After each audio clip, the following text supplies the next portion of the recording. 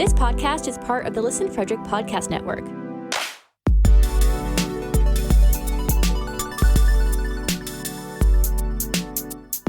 To learn more, visit listenfrederick.com.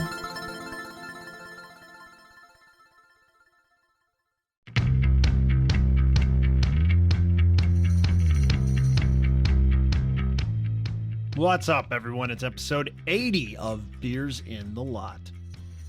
Now, despite a small technical misstep at the beginning here, this was another good episode. We recapped the Olympics and ate some crow. We talked a lot about Montreal and some about Philly. And John recounted the 4-on-4 game he played on Sunday night because not enough people showed up. But let's get to it. Let's crack those beers, ? All right. Start again, John. Ask me what I'm drinking. Aaron, what are you drinking? Come on. Put some emotion into it. Sorry, the reason why Like I you am did is the first because Aaron didn't hit record the first time. So now I have to be a method actor and get into character again. Excuse me, let me get Daniel Day-Lewis on you. 80 episodes in, for the first time, we forgot to hit record. I'm going to say that it's and you're not okay. cutting this part out. You are not cutting this out. This is staying in. You bite your tongue. I'm going to edit it around. I'm going to auto-tune you. That's what I'm going to do. I'm going to auto-tune you. Like so it sound you like sing T-Pain? like, It's already like edited. T-Pain. Oh, it's not like T-Pain. It's not like T-Pain. I mean, yeah.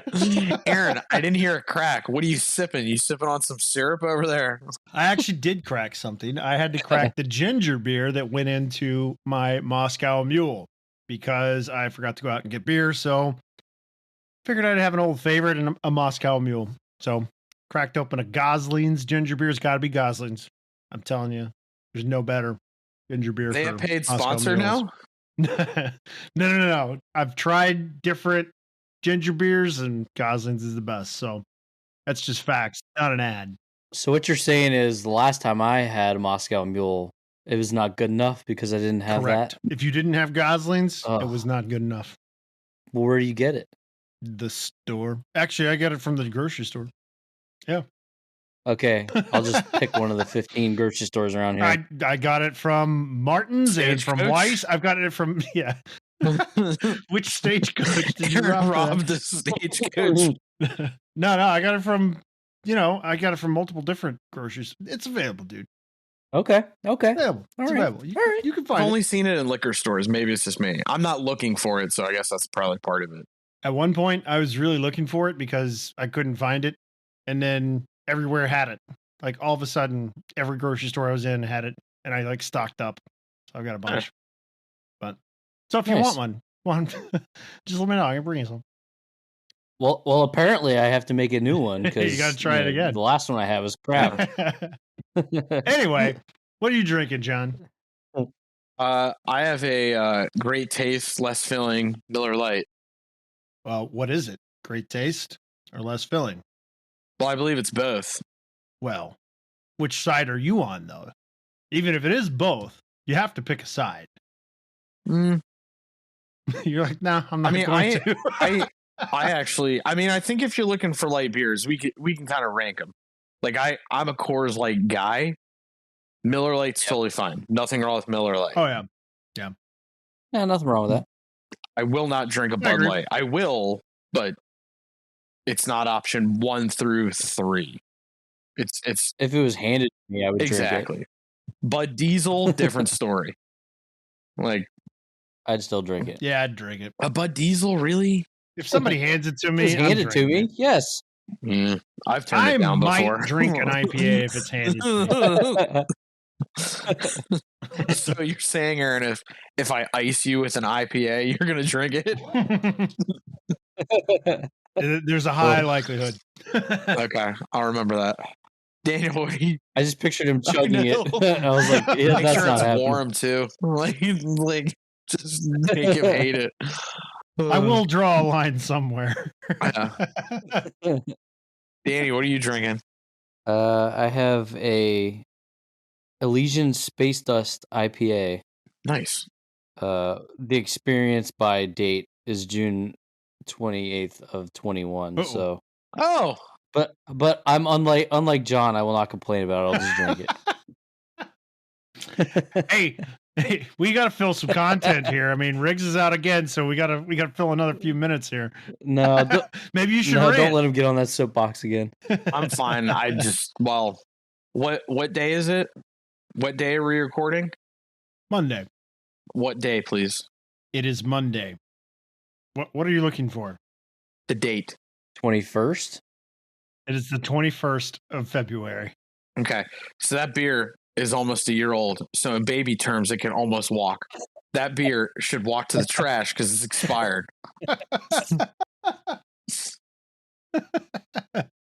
Anywho, get off my soapbox.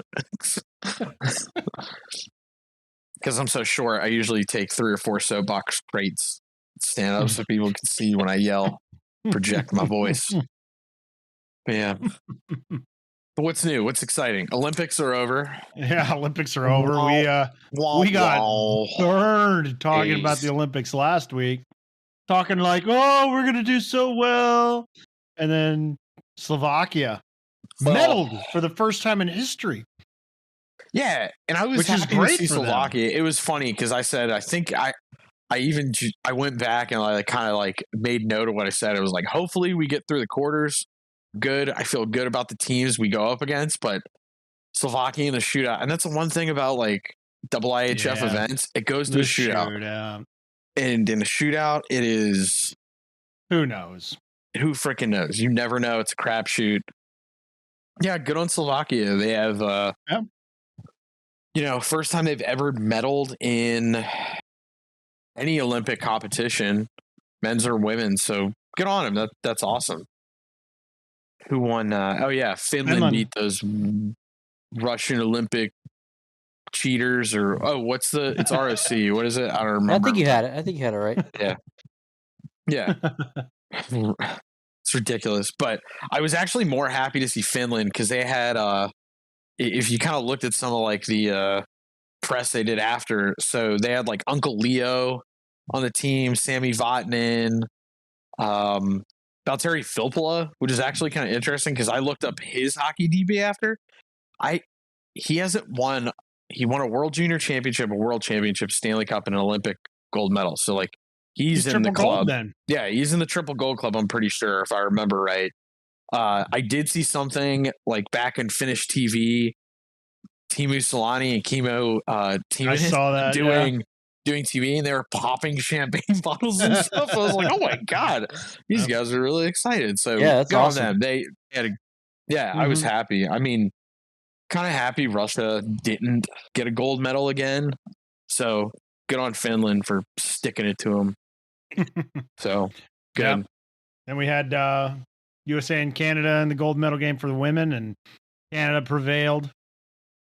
It's disappointing, but you know what? The best 2 teams by far played in the gold and silver medal game, and Canada won. Good for them. Team USA started. I mean, as the Mike Babcock saying goes, they didn't really start on time.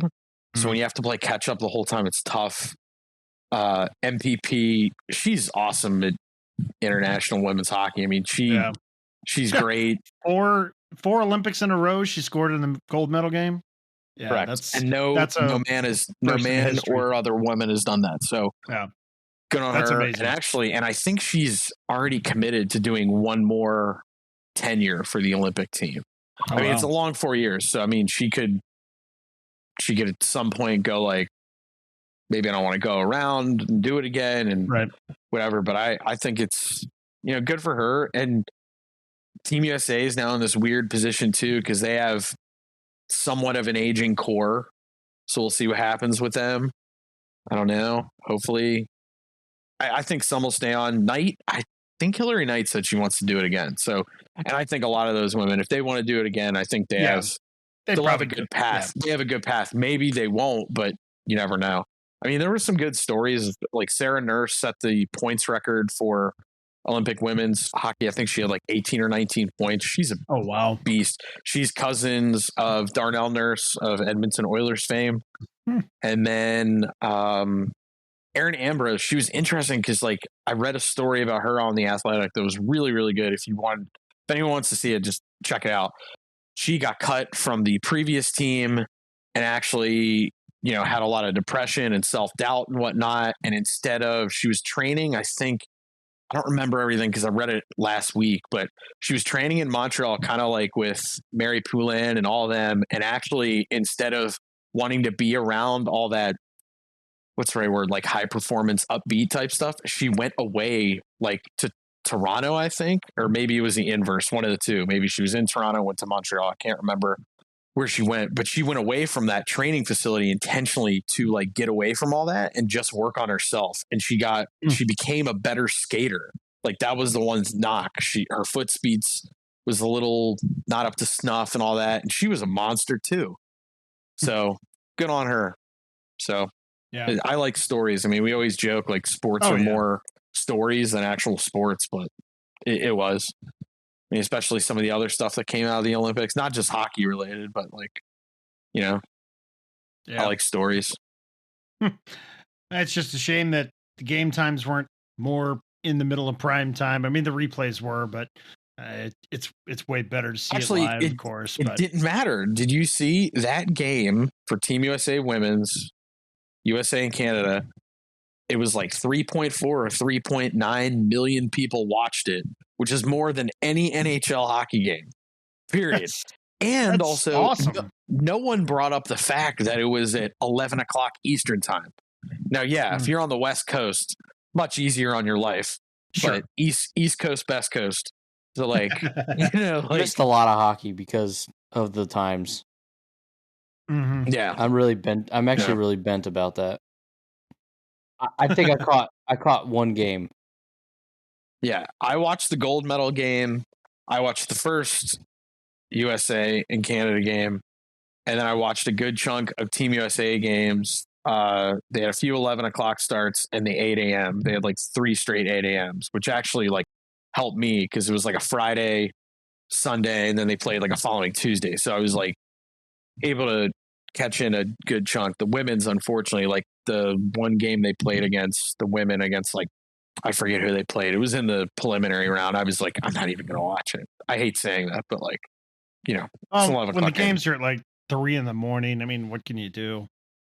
I mean, I can't. Well, I think we're good. Schedule. Italy, I think will be a little more kind on our times. I still don't think we'll get great times, but a little better for the next Winter Olympics. Yeah, I was kind of missing when they had the playoff bubble. Remember they had the games would start like during the middle of the day. That was awesome. You just watch hockey from like noon all the way until like 11 o'clock at night. Well, I remember all of us like kind of the day it started, and they had like, I think it was like those 2 every team got like 2 warm-up games, and they started, and it was like 11, 2, like 4:30, 6:30, and then like a 9 o'clock game. It was like, oh, this is awesome. So like if you're a big fan of like the NCAA basketball tournament where it's like literally the same thing, that's how it was for hockey for like 3 weeks. It was great. I really enjoyed it. Those late games, the ice had to be terrible. Those Sam drivers had to be just hating life come like second intermission of the late game. Well, yeah, and it was in Edmonton, and they praised the ice there because it's a hockey only facility. They do other like concerts and whatnot, but I think when it's just like when you only have one pro sport, I think it's a lot easier to manage.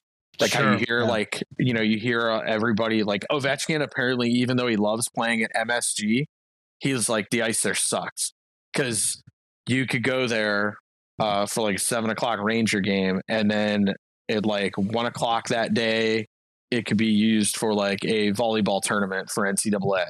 And then by 5 o'clock, you don't even know that a volleyball tournament was in there.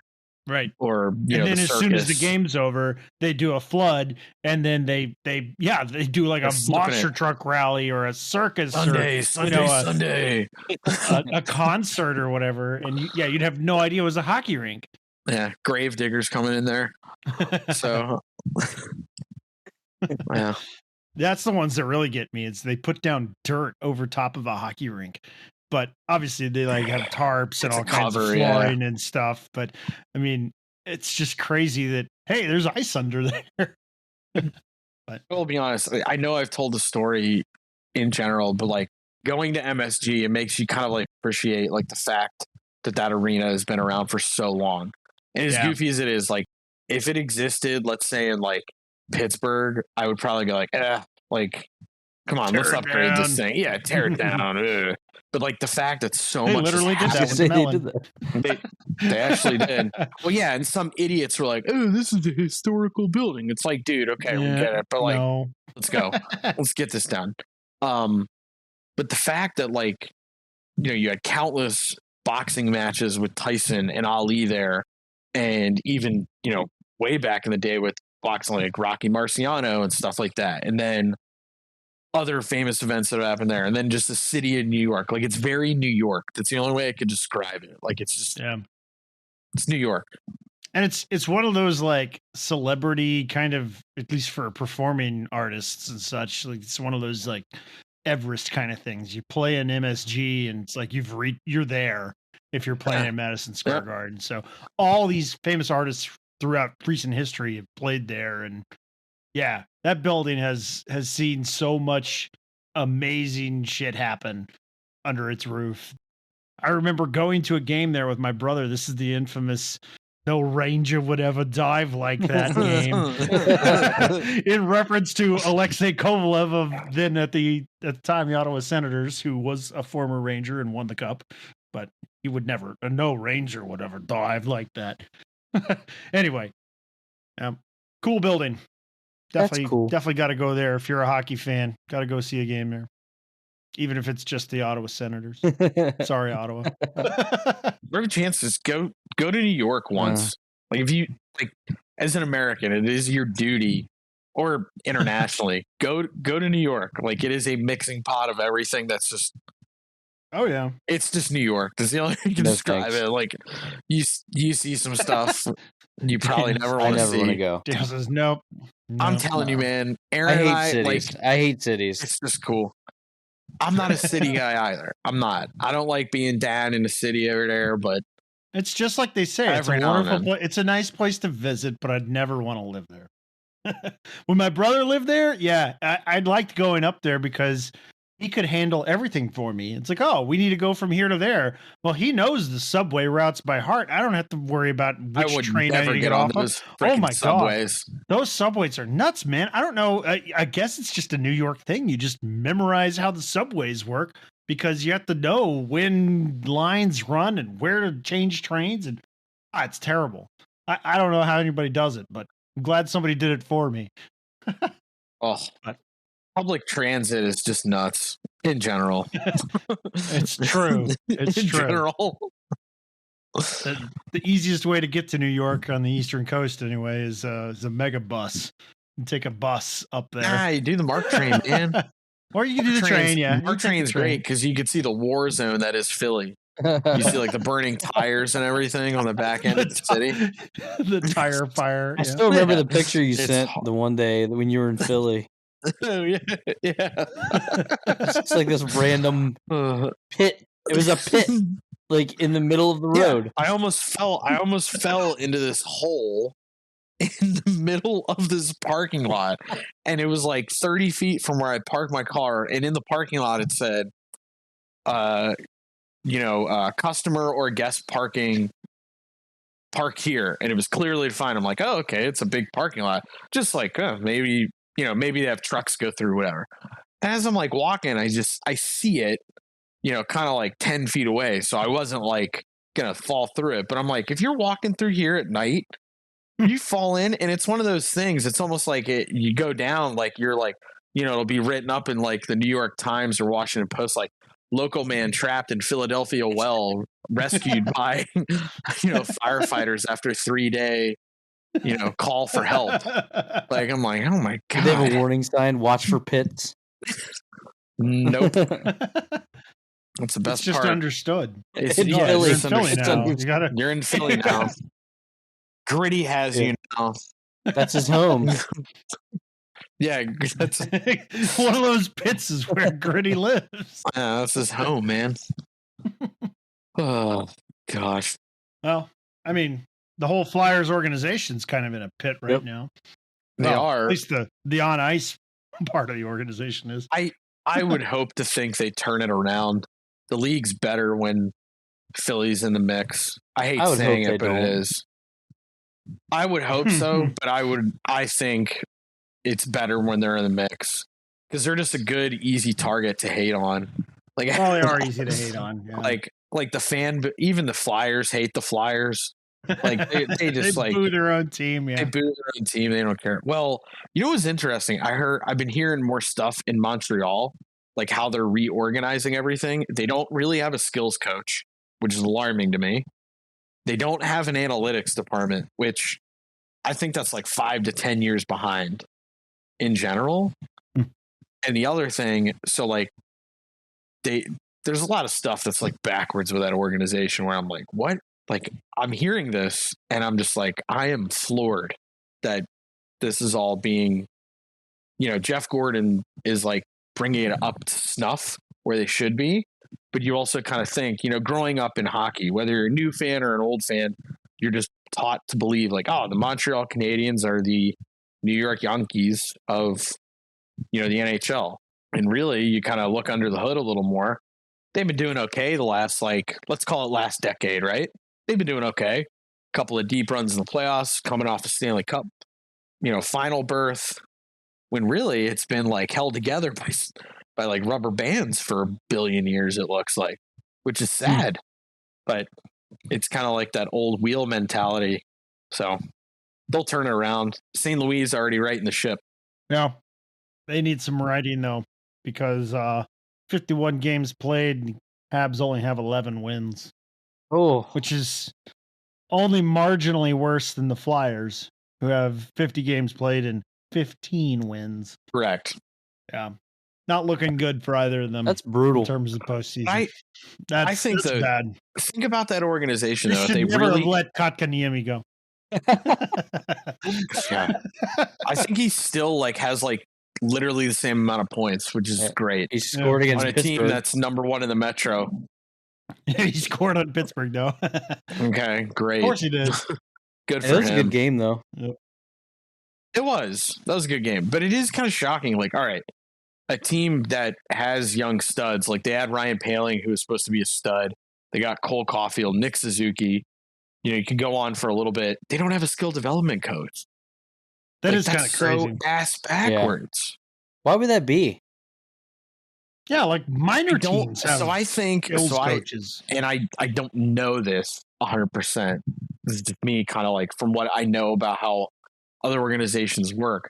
There's a massive importance on what they do at their AHL level, where they have the skills coach 9 times out of 10 working with that group, or like doing, depending on the weekly schedule, like, oh, this team has 4 games this week, let's say the big club. So I'm going to go down to the AHL squad, wherever that may be, for 3 or 4 days. Or they may even have 2 separate staffs and they work kind of in conjunction, where they have a skating coach, a skills coach, and then a goaltending kind of coaching cohort. But like Montreal, they had a goaltending coach whose name escapes me at the moment. And I don't know how much work he does with the guys down in Laval. And also, too, the skills coach. Like, I don't know how much I don't know what the coaches in Laval were really doing. I mean, unfortunately, I don't pay much attention to that AHL club. Like, I know the Penguins, the way they do it, like Ty Hennis would work with the injured guys in Wilkes-Barre and then the main group here and there. And then a lot of his time, Monday through, let's call it Wednesday, he was in Wilkes-Barre doing drills, working with the team, implementing stuff, getting training camp together, doing other, and then they had the coaches as a whole were also doing stuff within that. Like Mike Sullivan does, skill work in some of his practice, and even the players take it upon themselves too. So they're doing stuff, but I'm more shocked. Like if you're at Laval, a guy like Ryan Poehling or even Cole, who was down there, like who's a skills coach to kind of help you out, like to kind of do stuff. And I'm sure some of those guys were seeking it out themselves, but like, how are you developing guys? Like just by throwing them that game, like yes, they develop to some extent, but there's also little stuff like Toronto does it like first class. They have Daryl Belfry, and they have the Marlies working all the time on that stuff. That's why a lot of people like going in the AHL that are just on AHL contracts. They like going to Toronto because they're like, I can work on other things and then become a more attractable free agent later down the line. It's not just an AHL thing. It could be later down the line on an NHL thing. If it's not with Toronto even. So it's like kind of shocking to me. I'm like, how the hell wouldn't this, I just don't, it's so strange to me to hear. Yeah, I agree. Can you think of anybody that developed under Montreal recently, maybe? No. Because Suzuki was a trade from Las Vegas. He was drafted from Las Vegas, and then he went there. Ryan Poehling, I think that kid like had a hat trick when he came. He like came on for like near the end of the season. I think Ryan Poehling scored like 3 goals in his first freaking game, and then he like has been bounced back and forth. And I feel like Deschamps never gave him a chance. But for the most part, also Montreal's been old. You got to think that too. Like they've been an older club. They have Paul Byron, Shea Weber, Jeff Petrie, even though he's a little newer. Carey Price was the starting goalie forever. So if you're a kind of goalie trying to move up the depth chart, it's not like you're going to do it much. They had Victor Mete. I don't even know where the hell he is. He was a defenseman there, and they had Pacioretty until Patches went to Vegas. Mm-hmm. That's where the Suzuki trade. Yeah, that's Suzuki. Right. Yeah. But I mean, that's the thing. Like they had guys who were kind of developed for the most part as NHL players. But in terms of their young talent, like outside of like Cole, where they drafted him technically, but maybe that could be part of it too. You look at kind of like the stuff Cole went through. He had that big jump coming from the Hobie Baker and everything in the NCAA, career. And then bang, he's at the NHL roster in a playoff run. He does fine. And then this year, where it's more consistent, normal year, he just kind of was like flatlined. But then St. Louis, and I don't know what St. Louis is really doing with him. I think he's given a little more confidence. And you kind of look too, like it almost looks like he's moving more. He's doing different stuff. I don't know what he's doing, but he scored again tonight. So I think that's 5 goals in 6 games or something like that. I mean, he's scoring, he's shooting. He looks more like, I made the joke on Discord. I was like, he looks more like the boy we were all hoping he'd be last year, like our proud dads we are about him. But it's like he's starting to have fun. You think he's starting to have fun again? Oh, I think the whole team looks different. I mean, Josh Anderson said point blank before they, Deschamps got waxed. He's like, it's not really fun to go to the rink. Now, it is a job. That's a problem. They're getting paid a ton of money. That's a problem. And then you look at it now. I would definitely say Montreal is transitioning. Like if you are in Montreal or if you're outside of that and you really think like they're going to be in the playoffs next year, I'm almost half tempted to bet you money they won't. They have 11 wins. They're in the literal basement of the Eastern Conference right now. There's no way they're falling back next year. They are the basement of the league, actually. I think they have the least wins in the league. I just don't see them. Well, it's because Shea Weber is not going to be playing, unfortunately. Like, it just sounds like his foot and his shoulder and his wrist are just so tattered. And he was held together by some miracle for the Stanley Cup run. And it's just not going to work. Okay, Carey Price, you don't know if even in the offseason, let's say maybe the team just wants to pull the Band-Aid on him now. Carey Price has a few good years left in him still. I'm sure he does. He's very capable. Maybe some team goes like, we need him. This is the piece we need that we know if we have a goalie that can get us through, kind of through what we need, we got the horses to help out. And does Carey want to go through a rebuild? No. And also, does Montreal want $10 million on the salary cap during a rebuild? Carey wants a cup. He wants a cup. That's what he wants. Yeah. And who wouldn't? I mean, it's a perfect opportunity for Montreal to flip him into some picks and spark their rebuild, honestly. Yeah. That's what they really should do. Let Carey jump onto a team that has a real chance at a cup. Maybe Letang will go there. You never know. I mean, it's crazy. Shut your mouth. There's a lot of signs. I'm just saying. A lot of signs. The new GM is his former agent. His agent is no longer because he took a GM position in the NHL. And use. He seems like a guy that would want to collect that big check. Oh, totally. I mean, good for him. And he needs it for hair product. Go ahead. Yeah. Get your bag, bud. Get your bag. Not gonna mean I'll miss him. Yeah, I mean, I think that's the other thing about pro sports. I mean, so many people get attached to these players, and I'm more like, I kind of like the logo. Like, I really like it. Yeah. And the other thing too, like all these people too, like that are, I've been seeing it lately. Like they're talking about, the greatest Penguins of all time by point per game. They're like, it's Paul, Coffey, Larry Murphy, and Letang. Letang should retire a Penguin. I'm like, well, Larry Murphy and Paul Coffey didn't retire as Penguins. And they also weren't drafted by the Penguins. They came from other places. So, like, in what world? Like, I'm trying to think, like, how do you justify the fact? I mean, I guess because we drafted him and developed him. We're like, hey, he's ours. But I'm like, there's a lot of NHL guys that have gone, been drafted, done well, or barely had a cup of coffee with their current team and then went somewhere else and did well. It's just the way it is. Letang, Crosby, and Malkin were all like, they've been together for so long. And their whole careers. Were they like second on the list of people who've been together the longest? Like a trio? I can't remember. No, I think they were number one. Number one. I think they were number one because it's not normal. 16 years. Yeah, it's not normal. It's not. It's not normal. And I think that's the people, like, cry because it happened, not because it's over. I think that's what people need to do. Like, just as a Penguin fan who is deep in tradition and the organizational, like I said, like, it's gonna suck. I'm happy it happened. I'm happy it happened, but also I'm a big fan. You guys know this.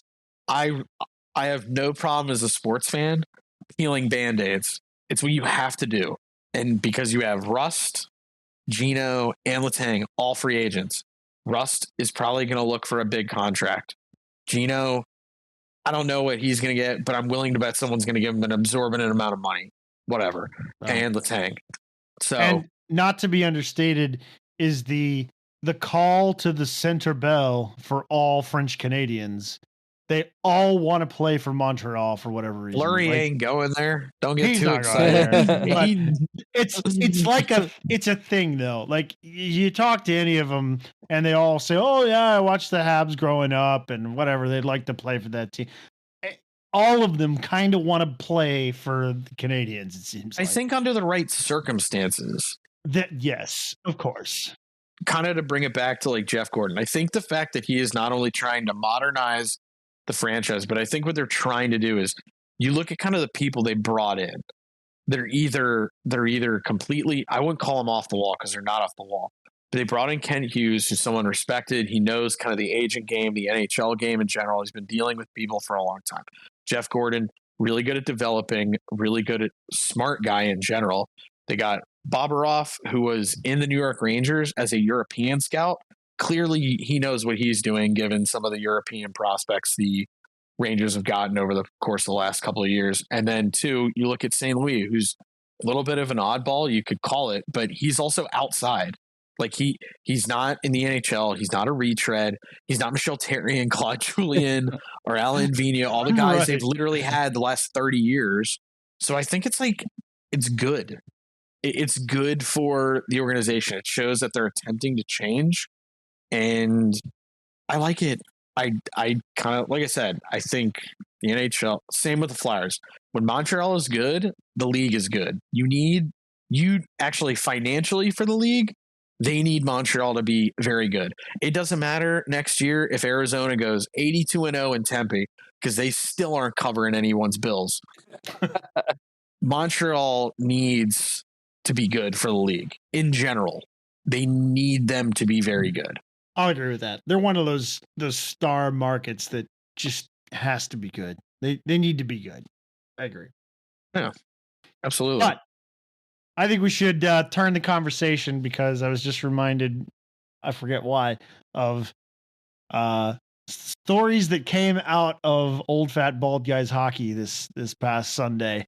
You were telling us in Discord that you had to play your game 4-on-4. Oh yeah, talk about a league that's just going downhill fast. I mean, we may as well go play in Tempe. I mean, that's what it was. So we sell just as many tickets. So we we sell just as many tickets.